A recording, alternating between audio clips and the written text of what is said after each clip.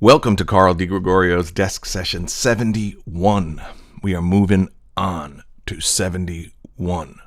One and on do not rhyme. I don't have a 71 rhyme, son. There you go. All right. Rough start already, but this is not feeling like one of those false starts because we try not to do that.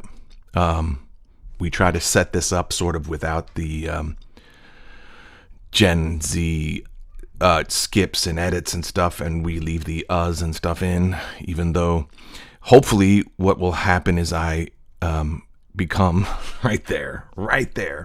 Hopefully I will become, look at that. Hopefully I'll become aware of the ums in an effort to minimize them. There was one about to start. And not to sound like a robot, but and the moments where quote unquote flow happens, even in this desk session over the many episodes, I bet you there's a counter, and there are probably too many of them. So, and there was about to be one. And so I think it's a verbalization of an inhale in many cases, but also just habitual and unthought of. And it is a way to get a thought together with a utterance, but it doesn't have to be so ubiquitous and so often used. And when you get on a jag, when you connect to what you're saying, the uhs and the ums disappear. So that's something to think about. And I know that an AI filter, not so much that it would be related to content, but people are using AI to smooth out all that stuff so that you don't hear breathing, so that you can clip out thoughts. Sometimes it's necessary on the podcast space because someone will drop a fucking full name. Someone will retell a story that's a spoiler to a film that's not even out yet. You know, there's a million reasons why things need to be edited in the podcast space. And inevitably, just from doing all my voiceover stuff, you cut out air, you cut out breathing, and that's how you would know. And I think part of the trend of those little jump cuts and getting rid of the fat becomes like the vocabulary of the day. But I don't know. You know, this is something different. I'm probably not, just from the data I'm able to glean, I'm not courting that demographic anyway. So you want to stay within the ballpark of trend, but I don't think you want to become that obsessed with it. And certainly when I'm at this, fetal stage, it's just not a concern. I'm just sort of hearkening back to last week where I had,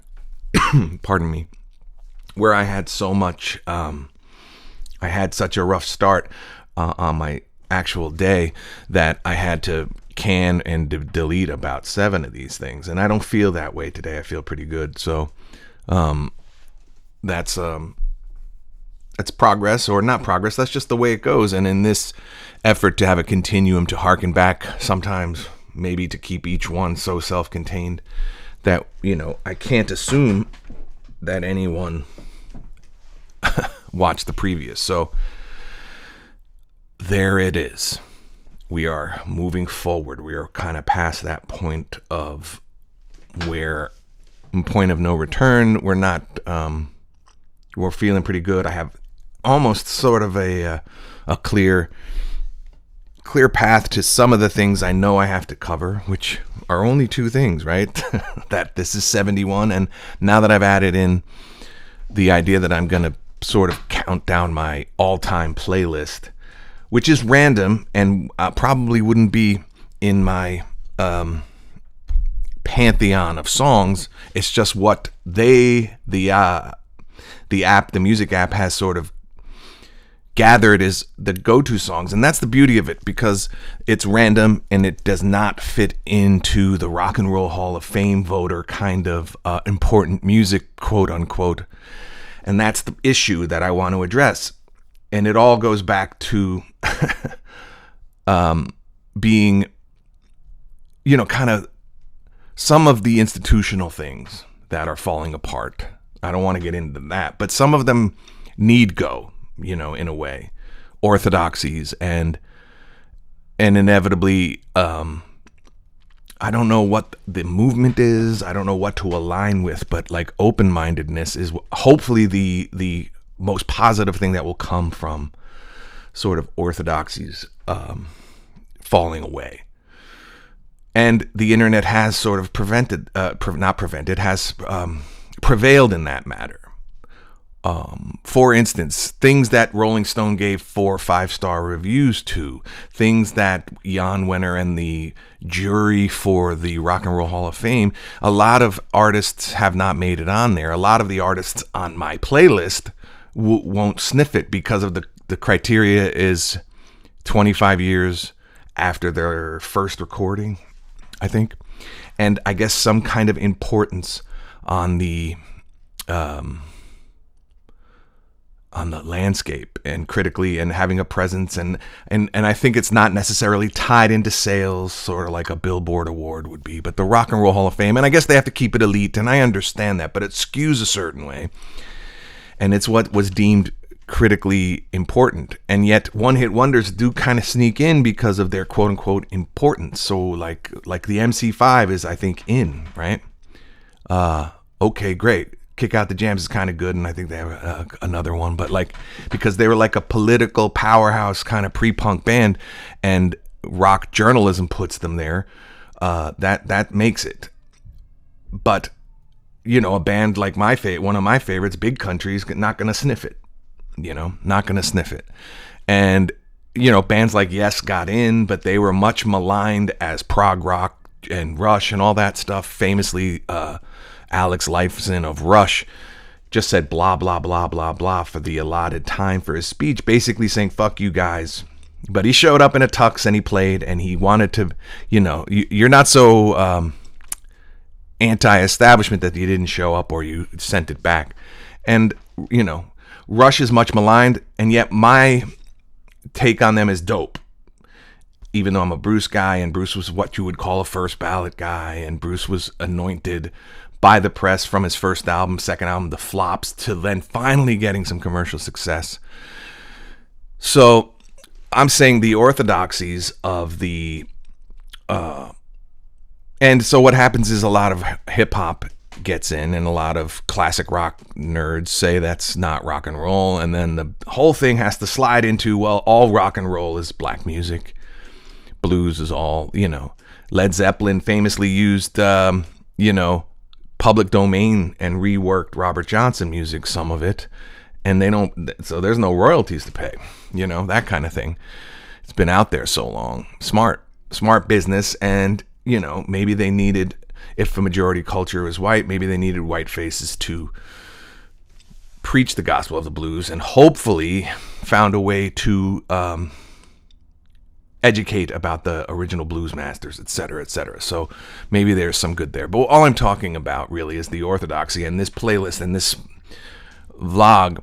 Why this comes up is because I have a dear friend, Shawnee Mack, back at Philly from college, and we're music nerds, and we disagree on some stuff, but we agree on a lot of it, and we're of a generation, so we have the same database. He wound up being a DJ, like a wedding DJ, Sweet 16 party DJ, who had his DJ name wasn't like DJ Irish McGee, which is actually not a bad DJ name.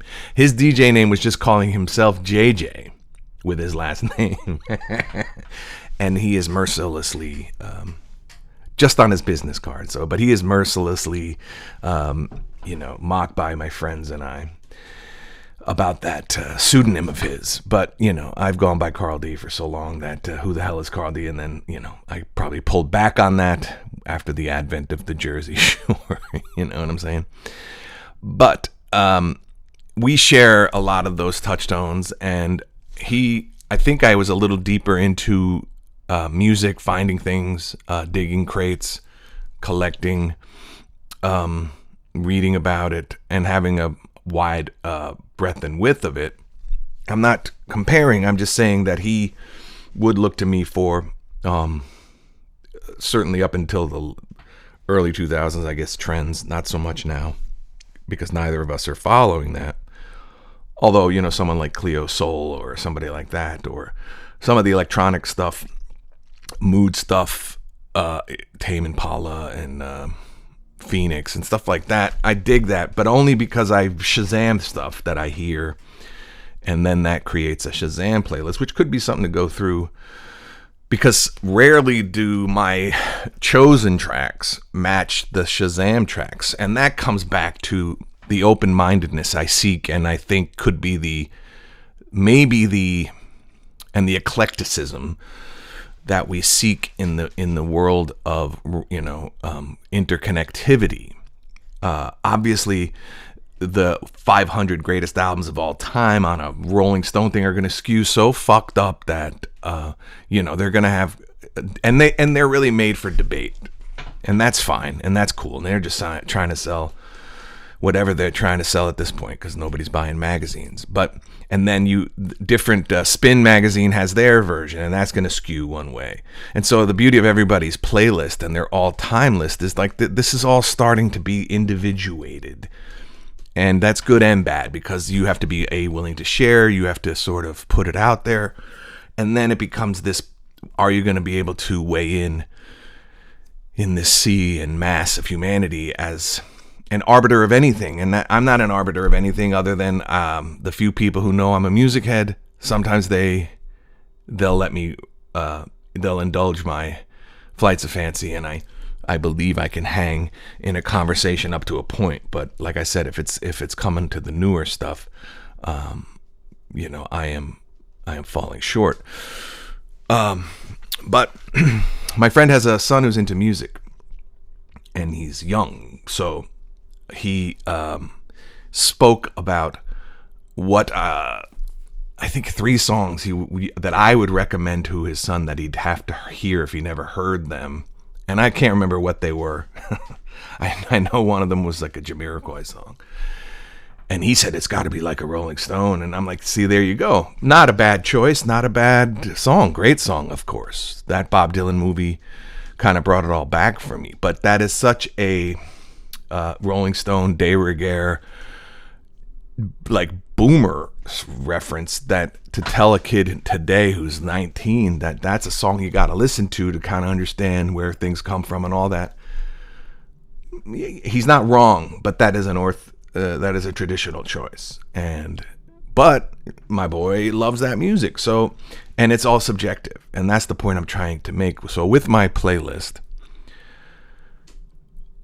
it's almost like I know the orthodoxy. I was raised in the orthodoxy when there were still network televisions, when there was classic rock and all this stuff. The other thing people don't really recall is that there wasn't a segregated radio dial for a certain amount of time. And I think it was the advent of sort of like FM stations and niche marketing that, like WNEW in New York, went classic rock, and PLJ was top 40, but at Z100, and then but WBLS up top on the dial, that was like R&B and black soul, disco, shit like that. And then Frankie Crocker, the green-eyed guy, he was of a generation that didn't like rap, so BLS was slow to get rap. So then Hot 97 was the hip hop channel.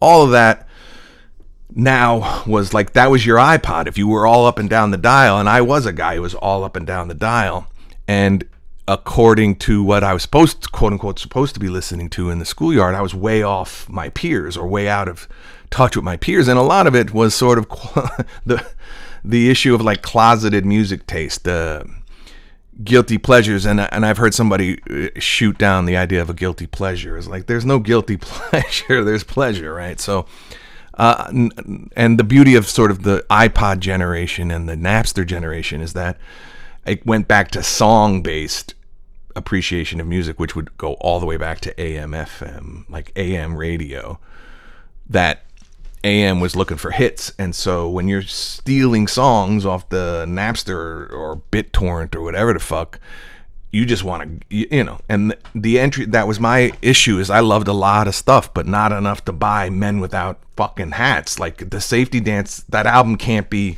worth $18 when you have only $18 to like listen to a record for months and months and months. So you let it burn out on top 40, and then it goes into your memory bank, and then lo and behold, we get this thing called the internet, or we get this thing called digital media, and they start selling, wow, now that's great music. And those compilations, that was how I beefed up my music knowledge. Was Rhino Records had these compilations, these all classic soul grooves and stuff like that. And that can just and you could buy one of those in the bargain bin, and that had 25 songs from various artists. And, a lot of music critics say you can't count greatest hits, but those are the ways to sort of amass. And then look where it went. So now the music services, anything you can type in your memory bank can be at the tip of your fingers. And it's sort of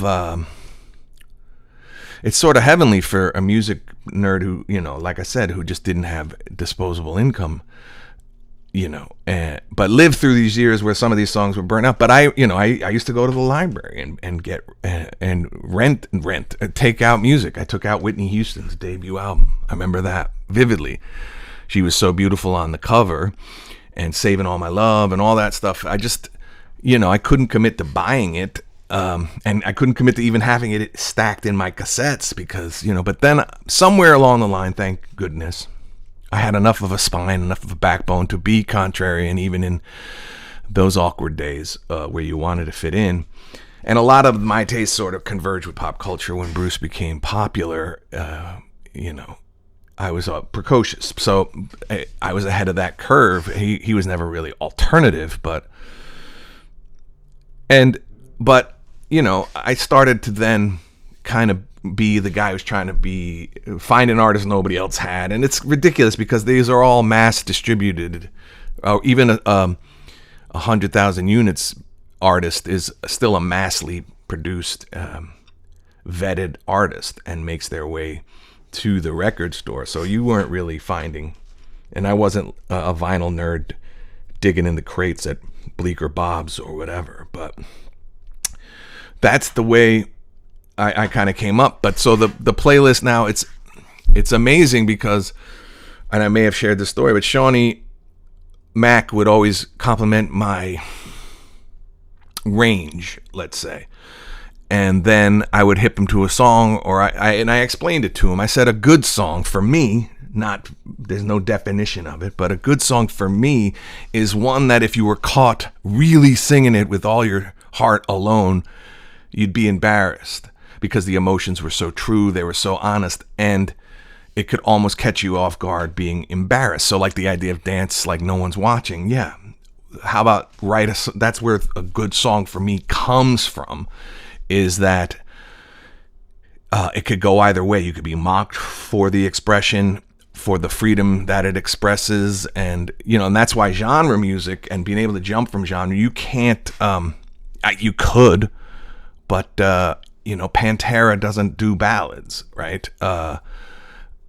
So if you're, and it can become monotonous, and all music, if you stick in a genre only.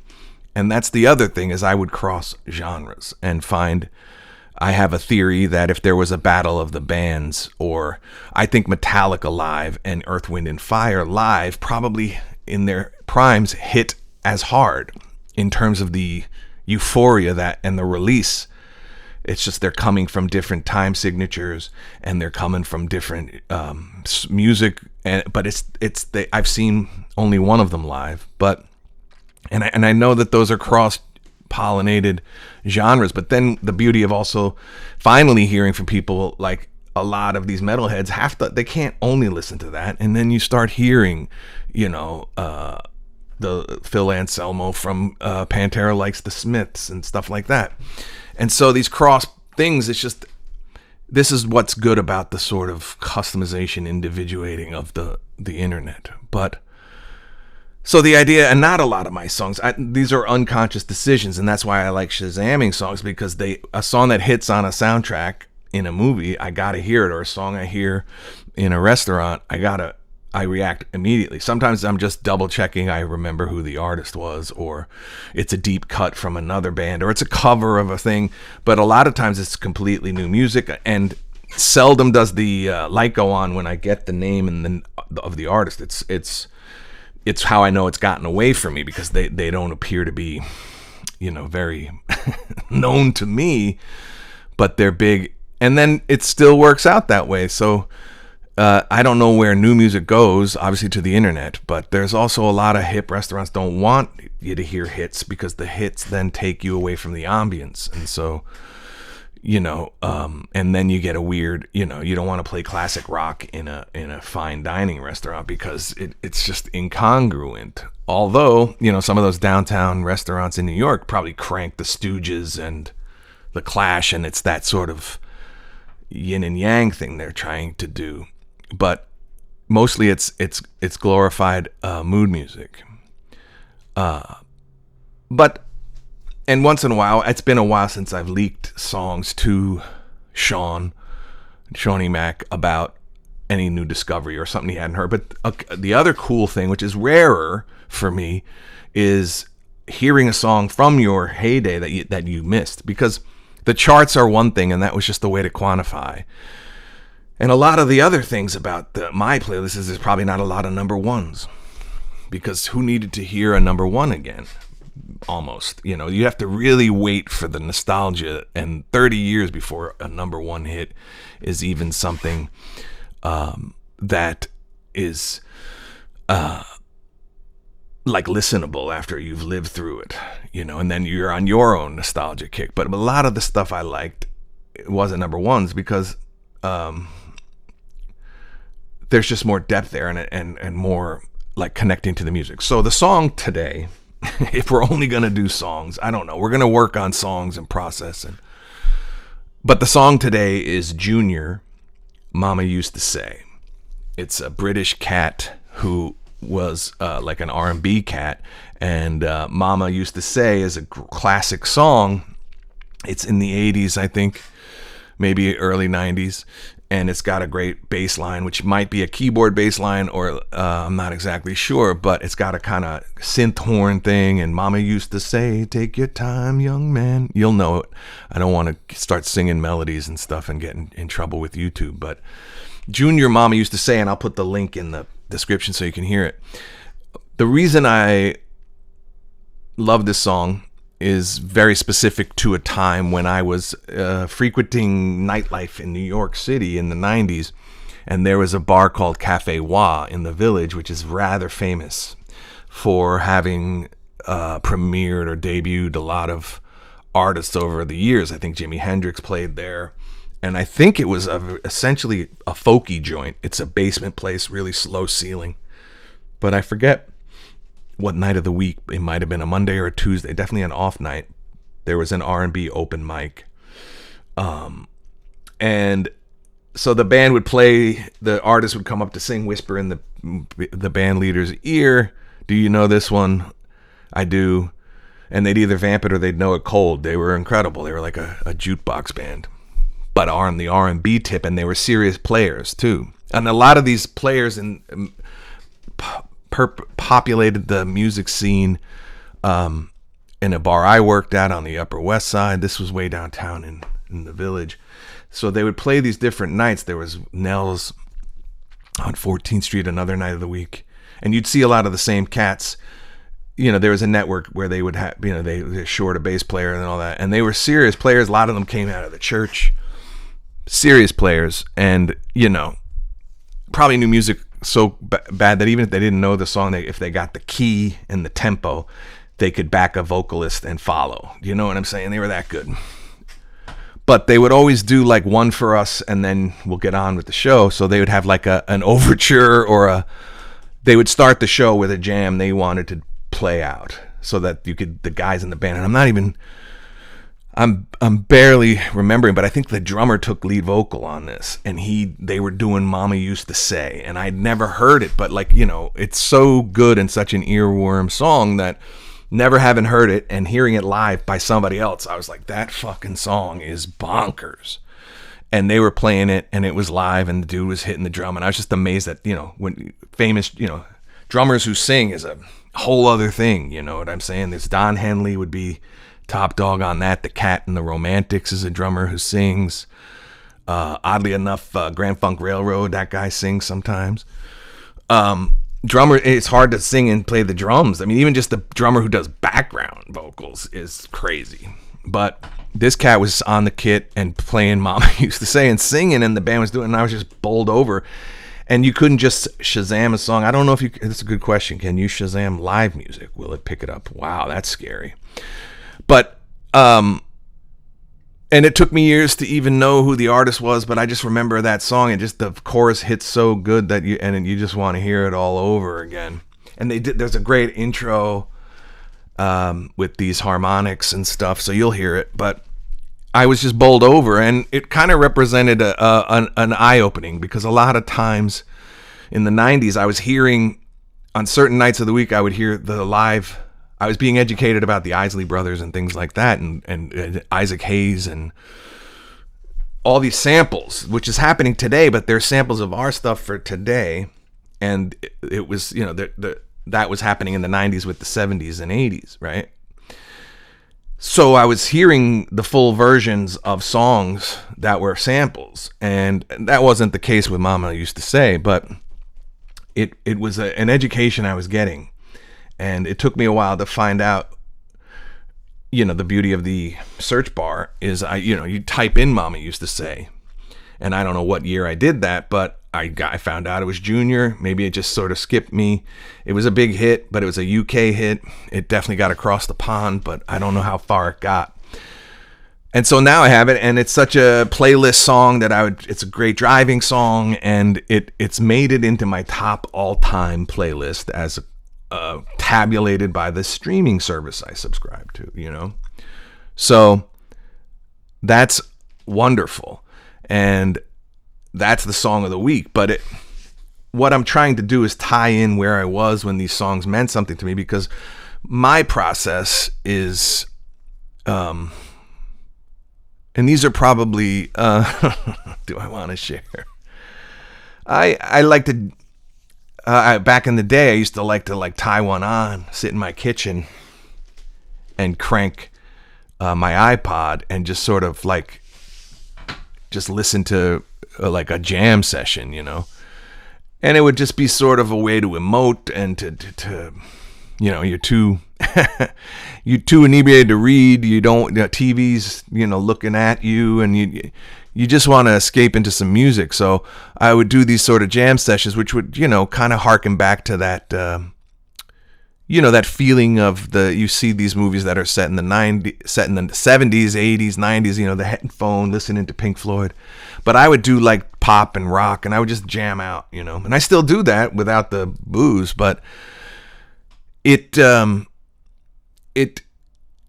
incredible thing to then DJ for yourself, and also have, and digging in the crates is now a search for a song. And now they even have software where you can use your whole library, and you can integrate, and you can pluck songs and beat mix them and stuff like that. And here's a tip. I don't know if you knew this. If you have Apple Music, if you just click the stanza, it'll jump to that part of the song in the lyrics, scrolling lyrics. It'll do that on the phone or the iPad, not on the computer. And that is one of the joys of the modern age. For an old head, I knew a late great friend of mine from Scotland. He just couldn't get over YouTube. He was he sadly passed in his, I would say, late 50s. He was a Scottish dude who liked that classic rock stuff. He liked Big Country and Style Council and stuff like that.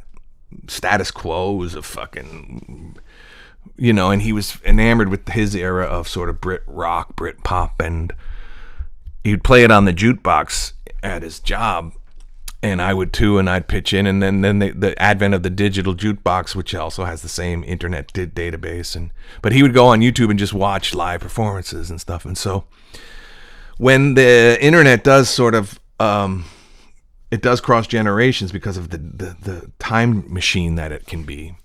And so, I don't think any of us are really technophobic. It's just that, we want to use it for our purposes of hopefully good. And, once it starts to get monetized, it gets, and eventually paywalls and things like that, that takes the fun out of everything. But that is the nature of the world we live in.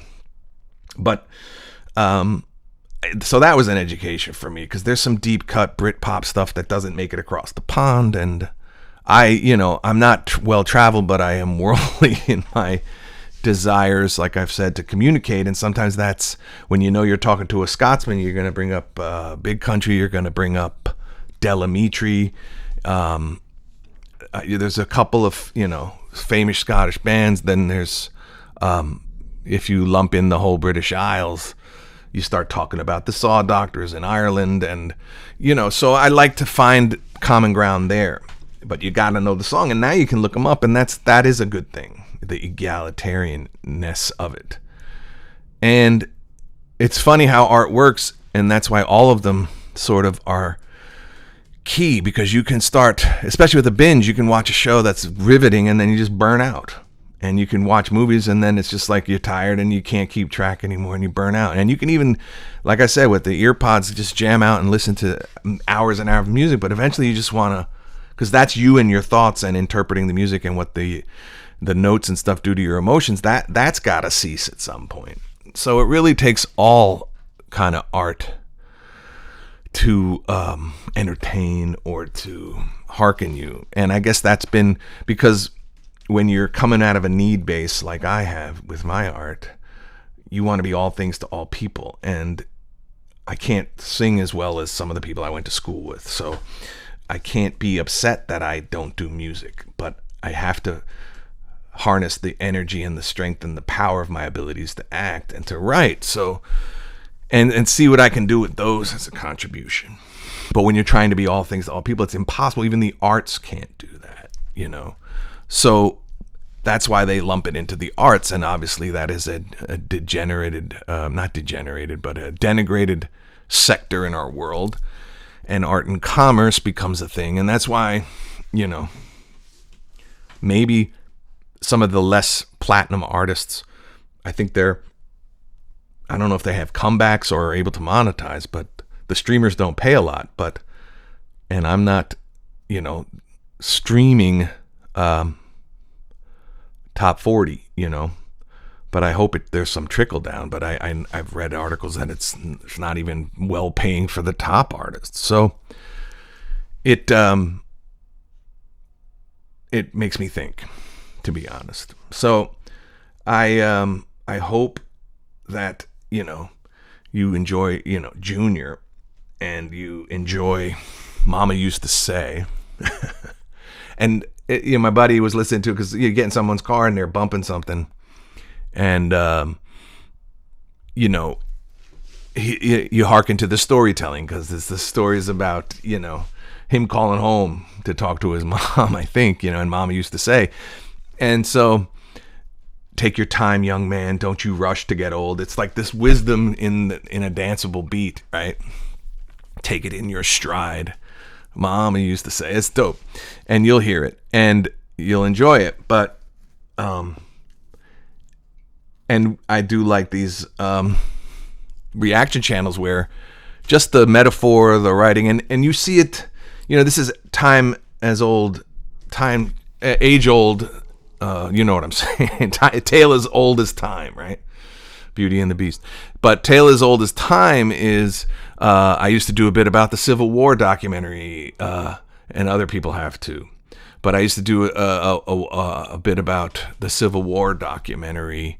I didn't really do it about that. I talk about writing a sort of don't leave letter to an ex, or take me back letter, or maybe I was just trying to codify where we were. And the setup is, guys, if you really want out of a relationship, tell the person you're with how you actually feel, and they would laugh there. And then I'd say, and then actually commit it to paper, right? And it's gonna end it for you, trust me. And then I say, if you really want to step it up, stick in some Latin, and it's a whole bit about doing ad nauseum in Latin. And then I talk about how, it starts to sound like a Civil War letter.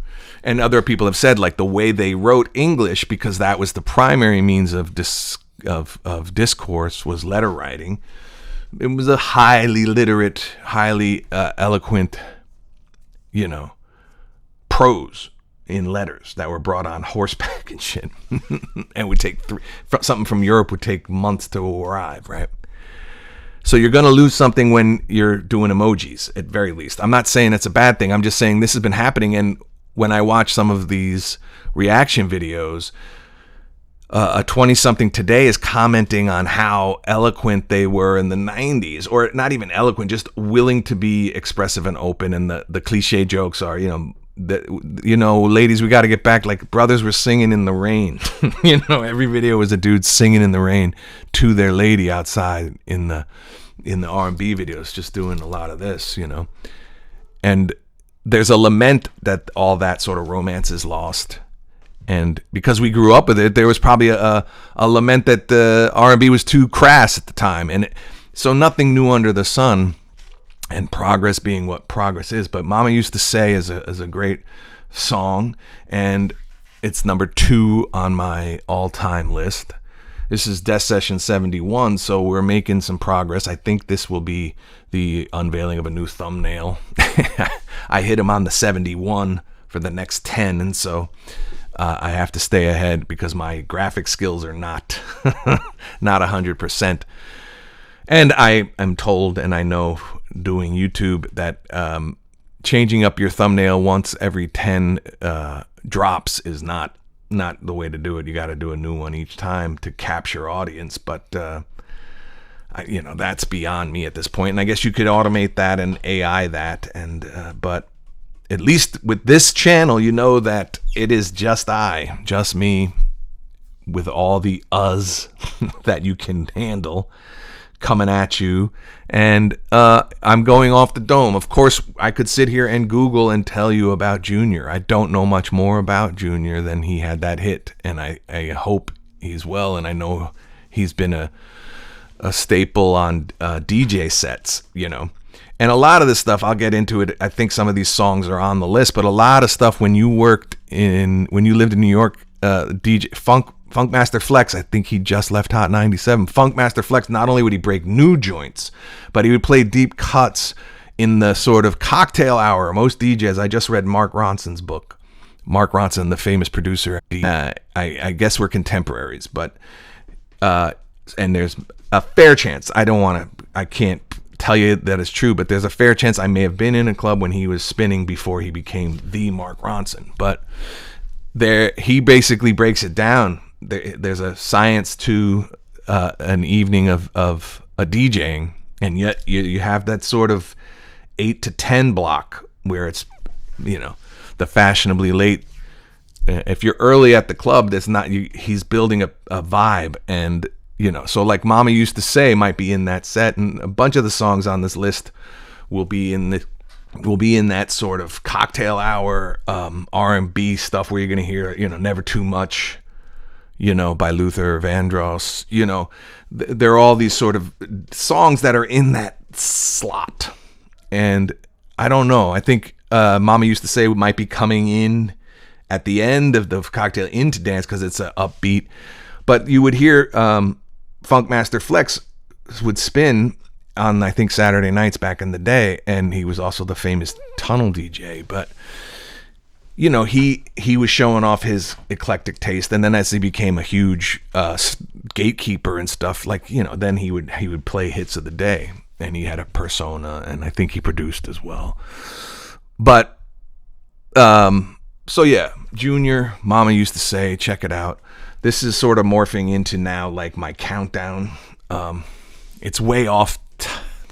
It's not off topic because I do approach all my activities and acting, through a lens of music.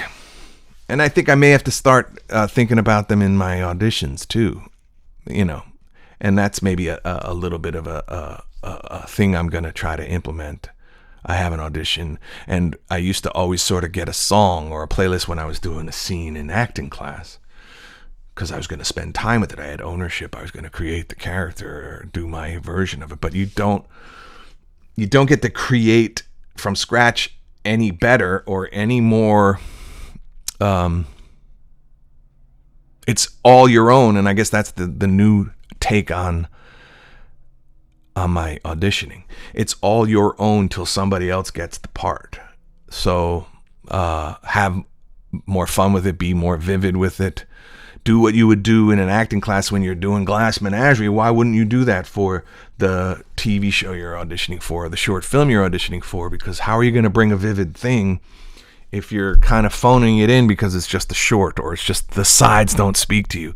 Treat that like any other processes and try to find that thing that has your blood boiling. And what kind of song would you use if you were doing the play version of the sides you have? If you were doing it on stage and you're in the wings and you got your ear pods in and you got to kind of get into the mood of the scene, and you take your ear pod out and then you go and you do the scene. If you need that kind of prep, or you do that kind of prep, why not do it for sides? Because if the guy's name is Joe and they haven't cast it yet, you're fucking Joe. I'm Joe until you either give it to me or give it to somebody else, you know? So that's what I'm going to do. And I just sort of gave myself permission to do that here on the desk session, number 71. Making progress, feeling better this week. And thanks for listening. Peace.